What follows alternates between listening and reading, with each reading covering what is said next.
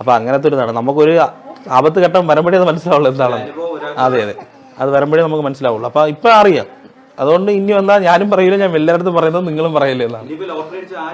ഇല്ല ഇല്ല, അത് മിണ്ടരുത്. കാരണം അത് എൻ്റെ ഒരു ഇതിൽ തന്നെ ഞാൻ പറയുന്നത്. കാരണം മിണ്ടി കഴിഞ്ഞാൽ വേറെ ഒന്നുമില്ല. ഇപ്പം നമ്മൾ തോളിൽ കൈയിട്ട് കിടക്കുന്ന സുഹൃത്താവാം, ബന്ധുക്കളാവാം, ഇവരൊക്കെ 1-2 പ്രാവശ്യം നമ്മളടുത്ത് ഒരു കാര്യം ചോദിക്കും. ഓൾറെഡി നമ്മളത് ചെയ്യുകയും ചെയ്യും. അത് കഴിഞ്ഞിട്ട് നമുക്ക് ചെയ്യാൻ പറ്റാത്തൊരു കണ്ടീഷൻ വരും. അതായത് നമ്മൾ ഒരാൾക്ക് 2 തവണ ചെയ്യുമ്പോൾ നമുക്കും അതൊരു ബുദ്ധിമുട്ടായിട്ട് വരും, നമുക്ക് കൊടുക്കാൻ പറ്റാത്തൊരു ഇത് വരും. പക്ഷെ ആ സമയത്ത് അവർ പിണങ്ങും. ഈ 2 പ്രാവശ്യം കൊടുത്തതൊന്നും വെളി വരില്ല. അപ്പോൾ അങ്ങനെ അത് എല്ലാവർക്കും ഉണ്ടാവും. അത് ഞാനാണെങ്കിൽ ഇപ്പോൾ ഒരിടത്ത് ഒരിക്കൽ ചോദിക്കും, 2 ചോദിക്കുമ്പോൾ അവർ തന്നില്ലെങ്കിൽ എനിക്കതൊരു സങ്കടമാവും, അപ്പോൾ ഒരു പിണക്കാവും. അത് ഓൾറെഡി എല്ലാവർക്കും ഉണ്ടാകുന്നൊരു സംഭവം. അത് അതുപോലെ തന്നെ ഒരുപാട് ഭാഗ്യാന്വേഷികൾ, ഒരുപാട് ടിക്കറ്റ് എടുക്കുന്നത് നമ്മുടെ സമൂഹത്തിൽ ഇപ്പോഴുണ്ട്, നാട്ടിലുണ്ട്. അനുവിന് ഇപ്പോൾ ലോട്ടറി കടയുണ്ട്.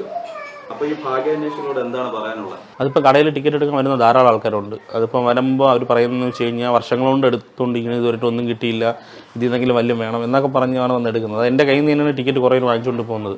അപ്പോൾ എൻ്റെ ഒരു ഇതെന്ന് വെച്ച് കഴിഞ്ഞാൽ മാക്സിമം എല്ലാവർക്കും കിട്ടണം ഭാഗ്യങ്ങൾ. കാരണം അത്രയ്ക്ക് പ്രൈസുകളുണ്ട്. എന്താണ് എനിക്ക് പറയാനുള്ളത്. അത് ഇവിടെ നിന്ന് മാത്രമല്ല, തൃശ്ശൂർ, വയനാട്, ഇടുക്കി, അങ്ങനെ പല സ്ഥലത്തു നിന്നും, അത് പോയിട്ട് തമിഴ്നാട്ടിൽ നിന്നും വരുന്നുണ്ട്.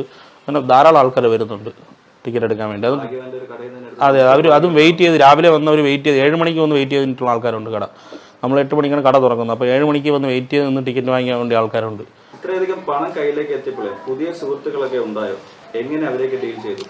അതൊരു കാര്യം പറയാൻ പറ്റുമായിരുന്നു. നമുക്ക് മെയിനായിട്ട് എല്ലാവർക്കും ക്യാഷ് കൈ കിട്ടിക്കഴിയുമ്പോൾ ഫ്രണ്ട്സുകളും കാര്യങ്ങളും അല്ല വേറെ രീതിയിലുള്ള ബിസിനസ് ചെയ്യാൻ അങ്ങനെ കുറേ ആൾക്കാർ വരും. നമ്മൾ മാക്സിമം ഒന്നിലും ചെന്ന് വിടാതിരിക്കുക.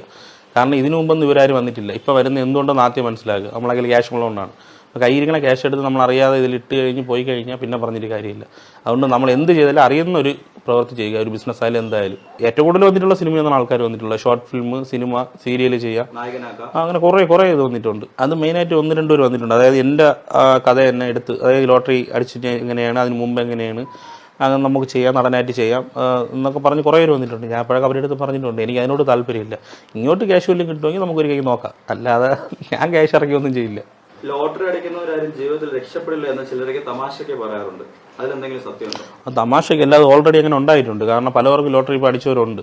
അത് അവർക്ക് ഉണ്ടായെന്ന് വെച്ച് കഴിഞ്ഞാൽ അവർ കിട്ടിയ പൈസ, അതായത് ഇപ്പോൾ 1 കോടി അടിക്കുമ്പോൾ നമുക്ക് കിട്ടുന്ന 62 ചില്ലറയാണ് കൈ കിട്ടുന്നത്.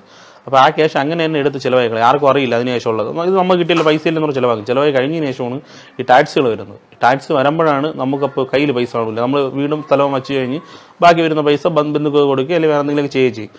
അതിനുശേഷം വരുമ്പം ഈ നമ്മൾ വാങ്ങിച്ചിട്ട വീടും സ്ഥലം വെക്കേണ്ടി വരും. പോയിട്ട് പിന്നെ നമുക്ക് ടാക്സ് അടയ്ക്കേണ്ടി വരാൻ നേരത്ത് ബാക്കിയുള്ള സ്വത്തുക്കളും പോകും. അപ്പം നമുക്ക് കിട്ടിയതും പോവും, കൈ ഇരുന്നതും പോവും. അതുകൊണ്ട് അത് നോക്കിയും കണ്ട് നമ്മൾ ശ്രദ്ധിച്ച് ചെയ്യുക. ഈ ലോട്ടറി അടിക്കുമ്പോൾ സോഷ്യൽ മീഡിയയിലെ കമന്റുകാരുടെ സ്ഥിരം പല്ലവിയാണ് ഈ പണം വല്ല പാവപ്പെട്ടവർക്ക് കൊടുത്തുകൂടെ എന്ന്. അവരോട് അനുവിന് എന്താണ് പറയാനുള്ളത്? അതിപ്പോൾ ഞാൻ 2-3 ഇപ്പോൾ കണ്ടായിരുന്നു.